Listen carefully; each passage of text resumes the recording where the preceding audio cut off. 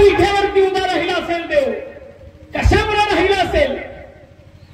एका श्रीमंत कुटुंबामध्ये बऱ्याच वर्षानंतर एक लेकरू जन्माला आलं. बरीच वर्ष लेकरू होत नव्हतं आणि बऱ्याच वर्षानंतर श्रीमंताच्या घरात एक पोरग एकुलते एक जन्माला आलं. आणि जसं जन्माला आलं तसं आई बापानं त्याचं नाव पुंडलिक ठेवलं. आई बापानं त्याचं नाव पुंडलिक ठेवलं. मायबाप एकुलते एक आहे, श्रीमंत कुटुंबात जन्माला आलेला पुंडलिक आहे. जसं जसं लहानाचं मोठं व्हायला लागलं, लक्ष द्या, श्रीमंत घरात जन्मलेलं एकुलते एक पोरगा आहे. संस्कार नाहीत मायबाप, संस्कृती नाही. जसा जसा पुंडलिक मोठा होतोय तशी तशी घराकडे भांडणं येऊ लागली मायबाप. वाईट नाद लागला पुंडलिकाला आणि वाईट नाद लागल्यावरती आईनं ठरवलं, बापानं ठरवलं, आता म्हणे काही झालं तर याच्या गळ्यात काय केलं पाहिजे? दोंडा बांधून मीराने बुडवलं पाहिजे. लक्ष द्या. आई बाबांना विचार केला, आपलं पोरगं वयाला गेलंय, मग ह्याचं लग्न करून टाकू, सुधरेल. आणि महाराज पुंडलिकाचं लग्न केलं. पण पुंडलिकाचं लग्न झाल्यावरती पुंडलिक सुधारला नाही तर अजून बिघडला. ऐका, सुंदर अशी मुलगी पुंडलिकाच्या जीवनात आली. रूपवान असणारी मायबाप ती पत्नी पुंडलिकाची. आणि पुंडलिक आपल्या बायकोच्या आहारी गेला. लक्ष द्या, बायको भांडी घासायला बसली तरी पळत जायचं, उठ, तुझे हात नाजूक आहेत, मग मी घासतो भांडी. धुणं धुवायला गेलं तरी मागं जायचं पुंडलिक, मी धुतो म्हणे, तू नको धु. हे पण आईच्या काळजाला गरुड पडायचं. आई विचार करायची, एकुलते एक लेकरू तळ हाताच्या फोडाप्रमाणे वागवलं. हे हाताचा पाळणा नेत्राचा दिवा केला, रक्ताचं पाणी केलं रे पुंडलिका. पण आता मात्र बायकोच्या ताटाचा खर्च मांगाल झालाच रे. आणि मायबाप एक दिवशी पुंडलिकाची आई आपल्या सुनेला बोलली. राग आला मायबाप, परत परत गेली पुंडलिकाच्या जवळ. ऐका, एक तर घरात तुमची आई राहील किंवा मी राहील. आपल्याच बायकोला आपल्याच आईनं बोलावं.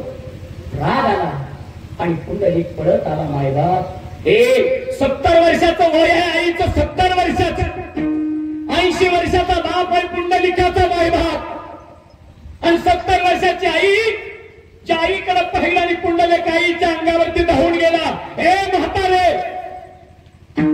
माझ्या बायकोला जर येडं वाकडं बोलशील तर तुला घरात ठेवणार नाही. शेजारी बसलेला 80 वर्षाच्या बापानं पाहिलं, ज्या पोराला लहानाचं मोठं करावं तर हाताच्या फोडाप्रमाणे वागवावं. आज ते पोरगा आपल्या आईला बोलते. 80 वर्षाचा बाप उठला, बाबा पुंडलिका 9 महिने 9 दिवस उदरात वाढवलं तुझ्या आईनं लेकरा, पण आता मात्र आईच्या अंगावरती जातोस. पुंडलिक बापाच्या जवळ पडत आला. खेरड्या, तू शांत बसत तर तुझ्या कंबरतीत लाच घालीन. 80 वर्षाच्या बापाच्या कंबाट्यात लात मारली पुंडलिका.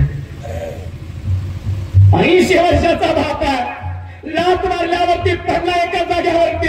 70 वर्षाची आई सांगते, पुंडलिका बापाचं वय 80 आहे रे, मरेन तुझा बाप. पण बाप मात्र स्वाभिमानी होता मायबाप. पुंडलिकाच्या बापानं म्हातारीला सांगितलं, म्हातारे आता लेकाने आपल्यावरती हात उकारलाय, आता मात्र या घरात राहण्यात चव नाही, चल माझ्या बरोबर. आईचं काळीज असतं मायबाप. आई ती आई असते बरं का. लक्ष द्या माझ्याकडे, सांगून जाईल तुम्हाला पंढरपूर का उभा राहिलं. आईचं काळीज. रडता रडता पुंडलिकाच्या चरणावरती नतमस्तक झाली पुंडलिकाची आई. हे राजा, 9 महिने 9 दिवस वाढवला तुला. तळ हाताचा पाळणा नेत्राचा देवा केला रे राजा तुझ्यासाठी. पण आज मात्र आई बापाच्या अंगावरती हात टाकलाच रे राजा. अरे कुठे जावं म्हातार वयात, कुणाकडे काय मागावं, पोटाला काय खावं सांग ना रे. घरात पळून गेलं आणि बापाची धोतर, आईची साडी आणि 12 बंडी घेतली. मायबाप डोळं बाहेर टाकलं. जिथं दिसल तिथं जावं, पण माझ्या घरात तुम्ही आजपासून राहायचं नाही. पुंडलिकाच्या मायबापाने भोजकं बांधलं. मायबाप मदल दर मदल करत काशी विश्वेश्वराला पोचले. काय खावं कुठं जावं कळना आणि शेवटी भीक मागत मागत काशी विश्वेश्वराच्या दारात पोटाला बियाची कीर्तावरी जळक जळकला रे तोडी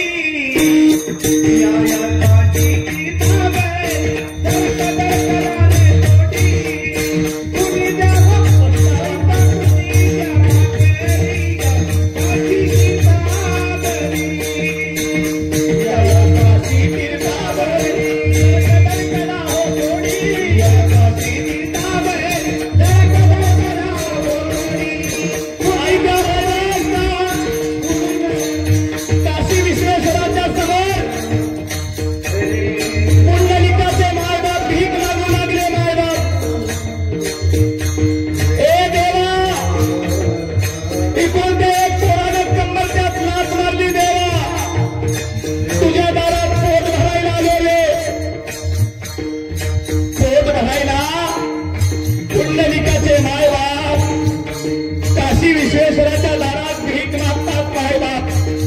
ए दादा 1 रुपया दे. ए दादा पोटाला भाकर दे दादा. कुणी द्या पैसा कुणी द्या भाकरी जगाची तीर्थावरी जरा कदर करा रे कोणी जगाची तीर्थावरी. भीक मागतात मायबाप. 6 महिने भीक मागितली दादा आणि 6 महिन्यानंतर पुंडलिकाच्या बायकोने सांगितलं म्हणे अहो घरातल्या कुत्र्याला 2 भाकरी करते कुत्र्याला जावा आई बापाला घेऊन या कमीत कमी घराची राखण तरी करतील.